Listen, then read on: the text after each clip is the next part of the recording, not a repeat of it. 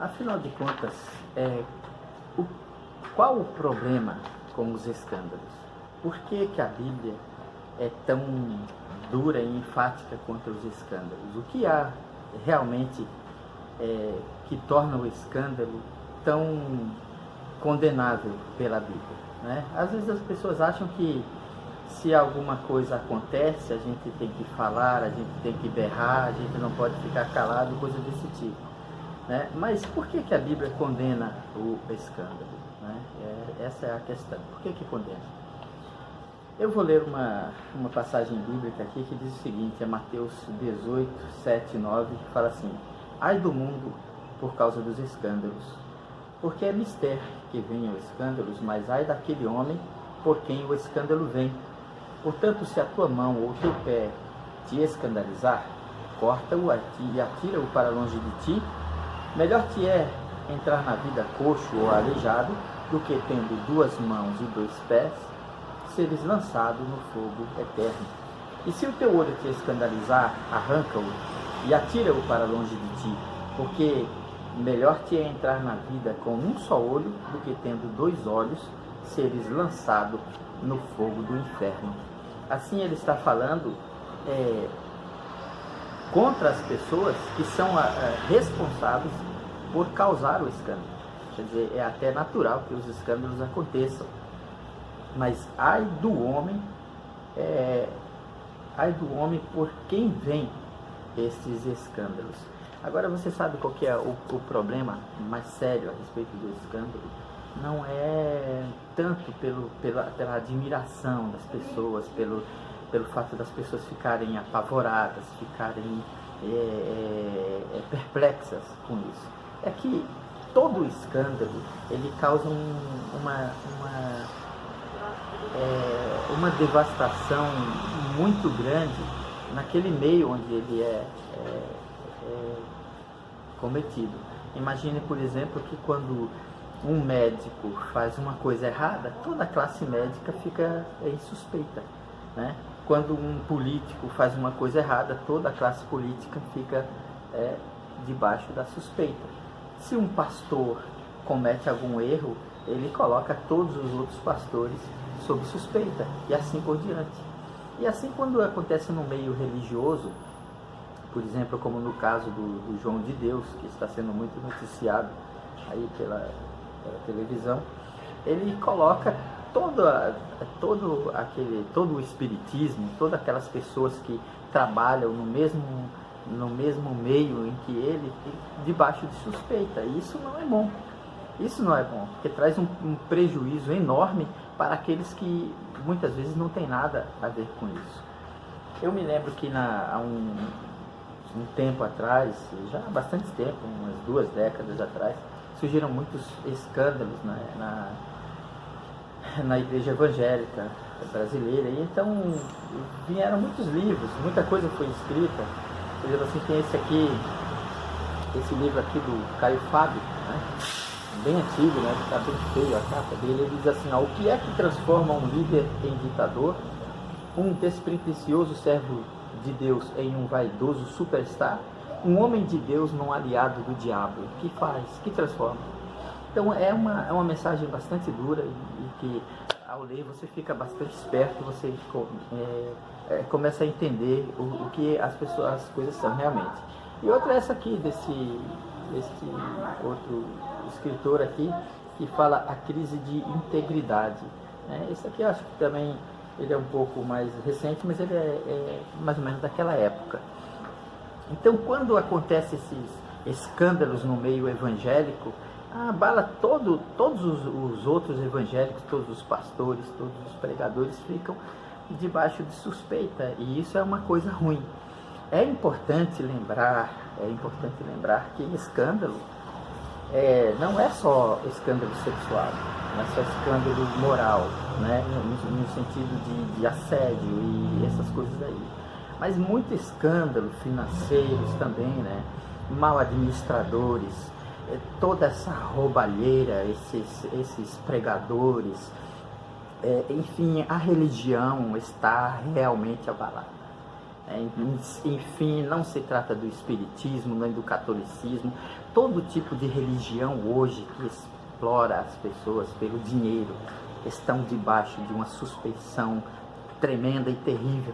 Há muita coisa enterrada. Não é só esse homem aí que fez essas coisas horríveis, né? E ele fez mesmo, não adianta. Nos causa espanto e admiração. Porque tanto tempo para se descobrir? Por que tanto tempo? É que as pessoas, de certa forma, né, as pessoas que vivem em volta de uma pessoa como aquela, que é manipuladora, elas se tornam reféns, né? Se tornam covardes e reféns daquele sistema. Não me refiro às vítimas, me refiro às pessoas que estão em volta dele ali, que conhecem, que certamente conhecem, né? Óbvio, é um absurdo você não conviver com uma pessoa e não saber exatamente como é que ela se comporta no seu dia a dia, quando está sozinho, quando está ali. Então as pessoas que, geralmente os tiranos, eu digo assim, os tiranos estão cercados de gente covardes. Então tiranos, ladrões, bandidos, feiticeiros, enfim, mal pregadores, obreiros fraudulentos, né? A fraude que está hoje, a igreja evangélica é uma fraude, né? Está cheio de obreiros fraudulentos, mentirosos, profanos, ladrões, fazendo mau uso do dinheiro que recebem, insistindo em que parece que o que sobrou da Bíblia deles, né? O que sobrou da Bíblia deles foi um pedacinho desse tamanho aqui, ó, escrito em Malaquias, não sei quanto. Foi o que sobrou da Bíblia, desses pregadores fraudulentos, obreiros fraudulentos. Hoje a Bíblia deles, um exemplar como este daqui, ó, né? Sabe o que sobrou disso aqui? Sobrou um pedaço que fala assim: trazei todos os dízimos à casa do tesouro. Eles deveriam ter vergonha de mencionar a Bíblia Sagrada, deveriam ter vergonha de mencionar a Bíblia Sagrada, apenas um versículo, apenas uma parte sobrou. O resto foi tudo jogado pela privada.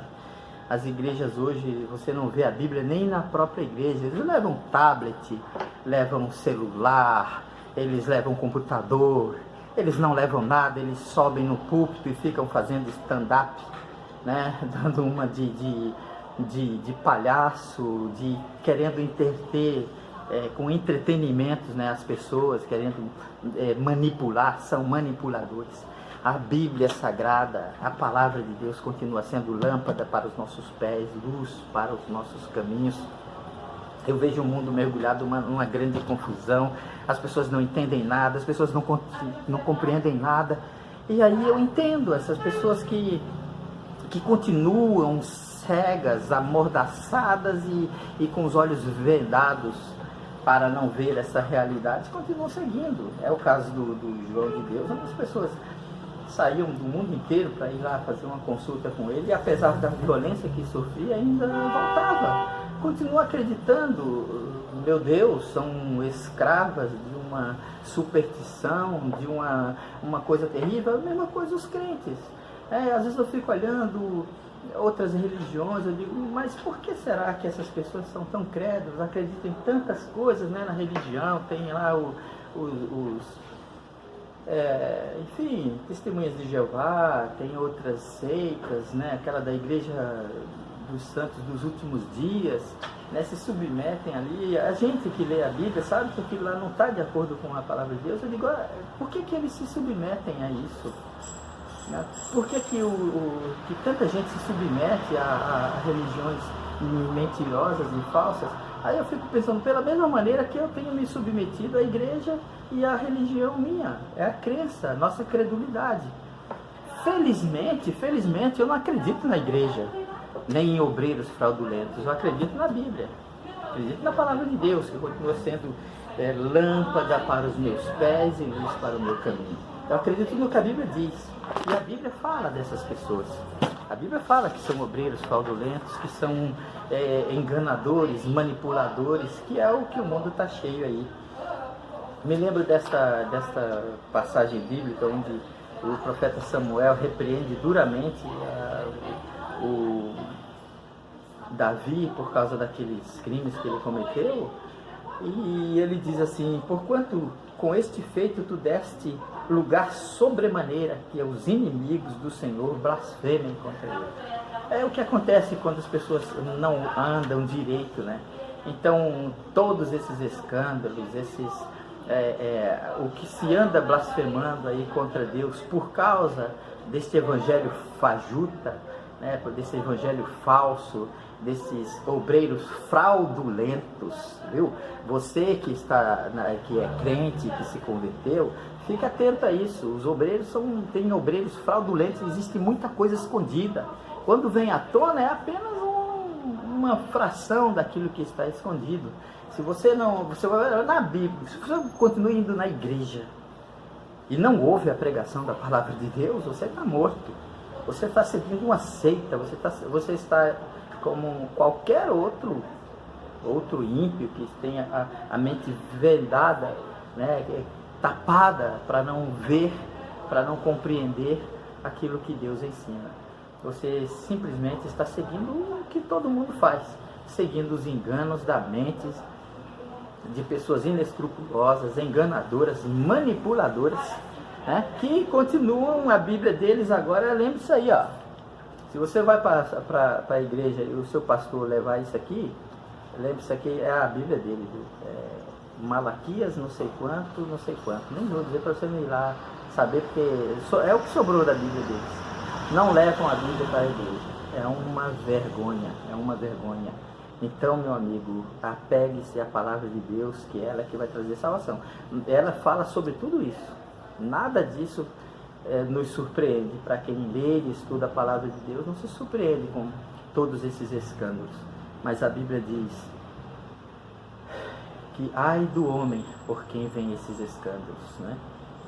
Melhor seria amarrar uma pedra no pescoço e se lançar nas profundezas do mar. Que Deus tenha misericórdia e que nos mantenha firme no nosso propósito de servirmos a Deus com transparência, em nome de Jesus Cristo.